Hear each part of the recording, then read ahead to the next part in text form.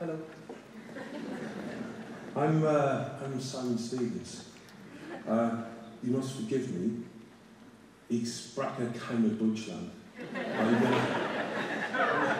I'm so sorry. I'm just going to speak to you in English. I apologise for that, and I thank you for your grace in accepting that. And I notice that at this moment in the UK, as we approach midday German time, 11 a.m. English time, they'll be marking a minute's silence to note the 100th anniversary of the Armistice Day. And there's something very beautiful about being allowed to come to this most beautiful theatre and speak in English to these people. It feels to me like a very appropriate gesture. So thank you for that. I'll carry on with my speech now. It's rather extraordinary to be standing here on this stage. It's something of an odd experience for me, I have to say. The joy of being a playwright is that I normally get to sit in the seats where you're all sat and watch the poor bastards who've agreed to take a part in my plays come on to stages like this and act out the unthinkable nastinesses and speak the swear words I've imagined for them to act out and to swear. It does feel curious standing on this side of the lights.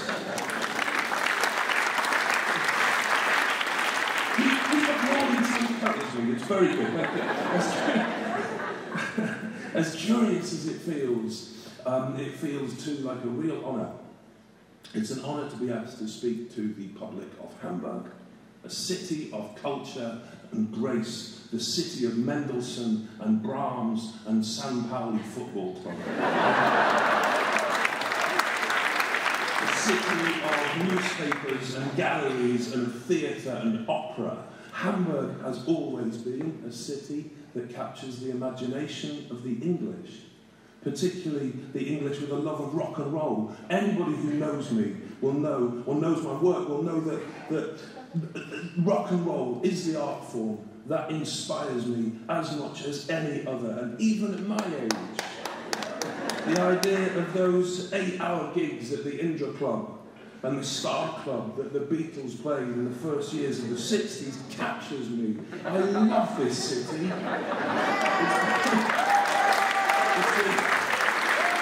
It's been an honour to work so often in Germany.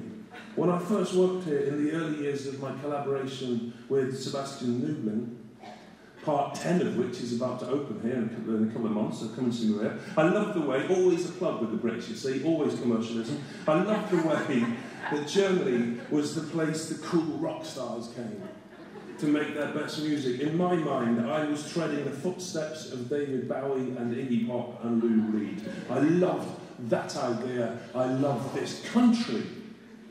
In the past, I've loved this country to the point of actually supporting its football team at World Cup finals. For an Englishman, that is, shall we say, rather unusual. That was before England got good at football and Germany got worse.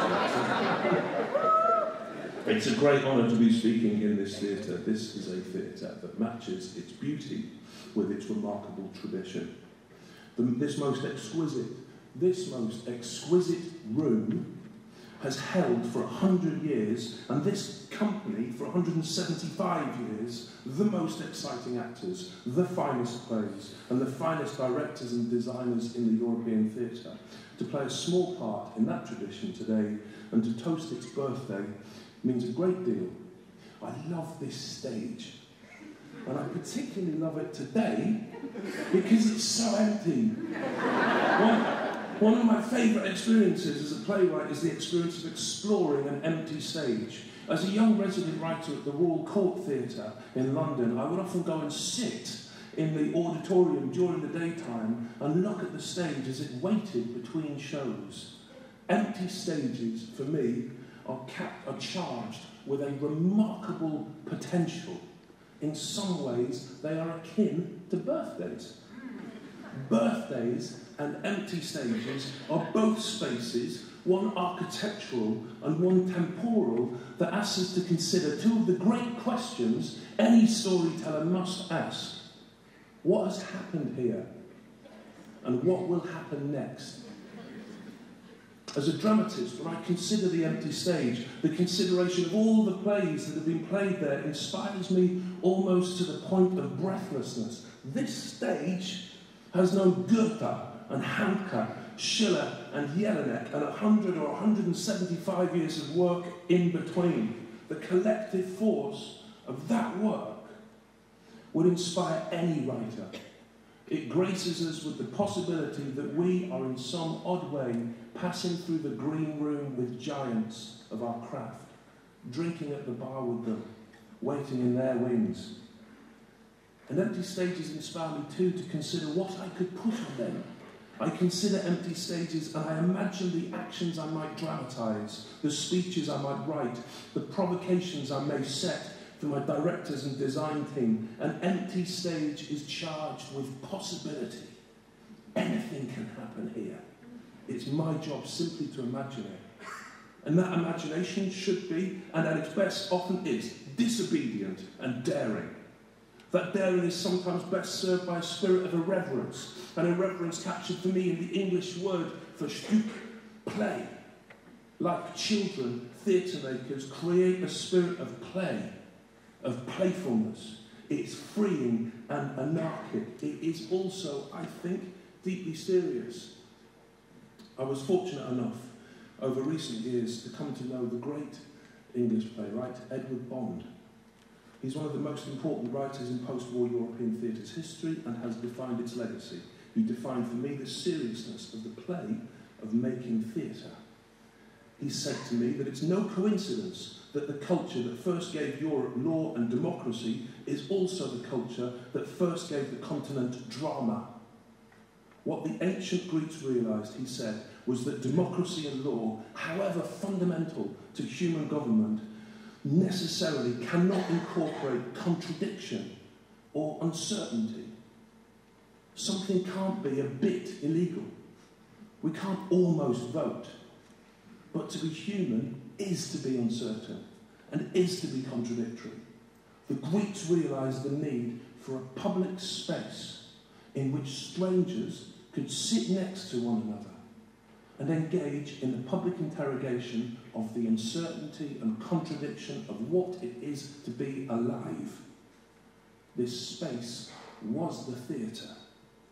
Through the consideration of what has happened here and what might happen next, through, in effect, the stories it stages, the dramatic space, the theatre defines what it is for the contradictory, uncertain human animal to live in a democracy.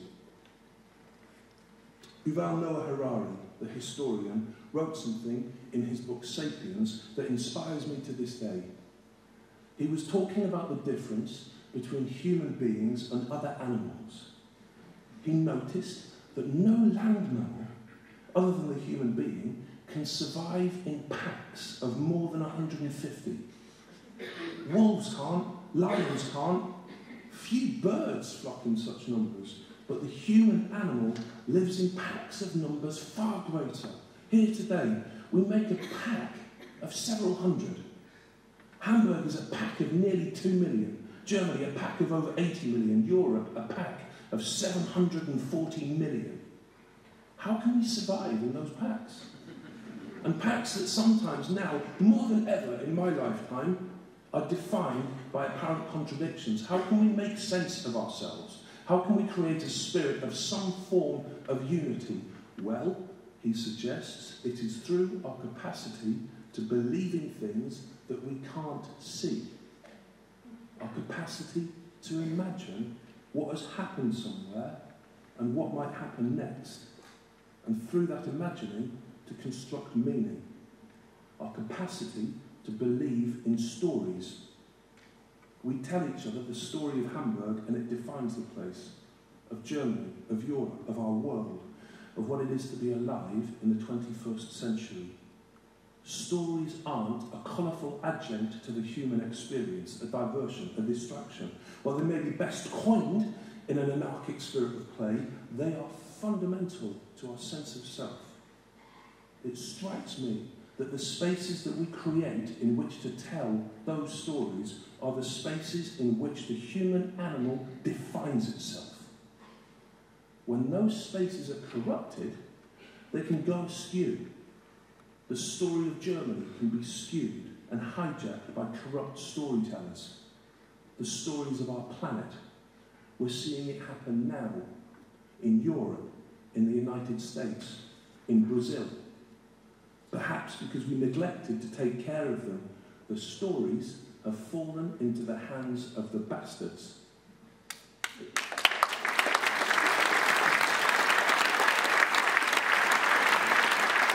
It's happened in my own country, in the United Kingdom. Never wholly a kingdom and never really united. In the build-up, I was proud of that. In the build-up to the referendum vote that led to the decision of the British government to initiate the withdrawal from the European Union, the leading advocate for the campaign to leave the Union, Michael Gove, was confronted with the dire predictions of economic experts as they forecast the consequences of economic catastrophe. He said, in a phrase that chilled the heart of liberal thinkers everywhere, "I think we've had rather enough of experts, don't you?"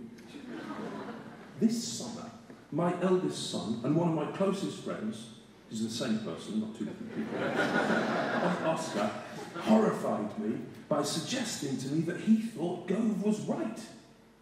When he explained what he meant, I realised I thought Oscar was right too. He said that one of the reasons that the Leave campaign won that referendum was because it didn't depend on experts.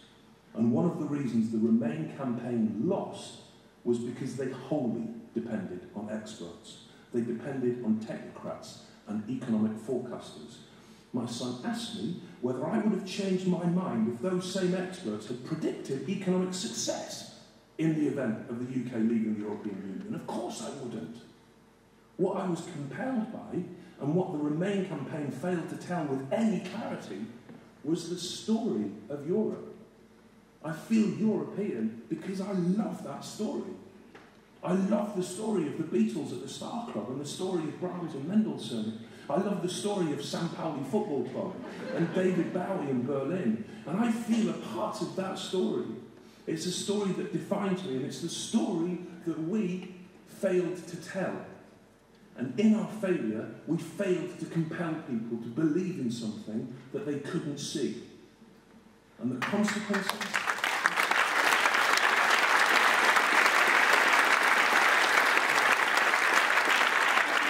The consequences of that failure for my country, perhaps for my continent, may well prove catastrophic.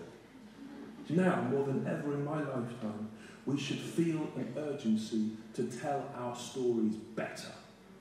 Right now, as in any moment when a culture finds itself in flux, our work as storytellers is fundamental. We need to ask with more incision and determination than ever before, what has happened here and what might happen next?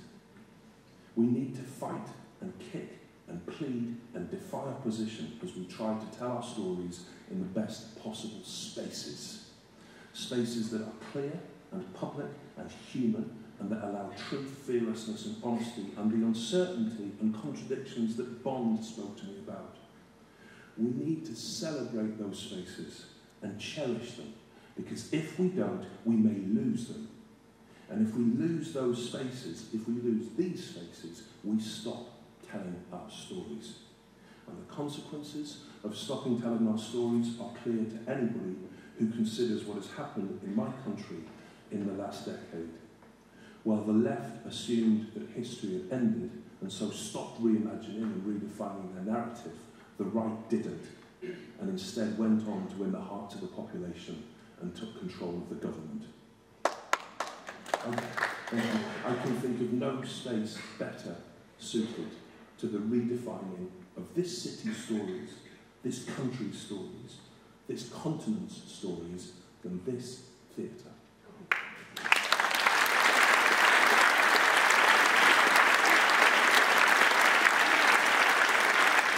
I can think of no better occasion to celebrate and cherish it than on its birthday.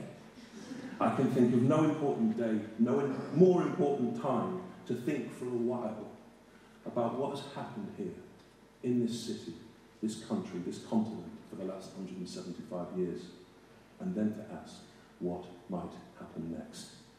I wish Helux and his brilliant team and his remarkable ensemble a day that allows them to do that. A happy birthday, a birthday of thought and celebration, a birthday of reflection and daring imagination. Schönes Geburtstag, Thalia.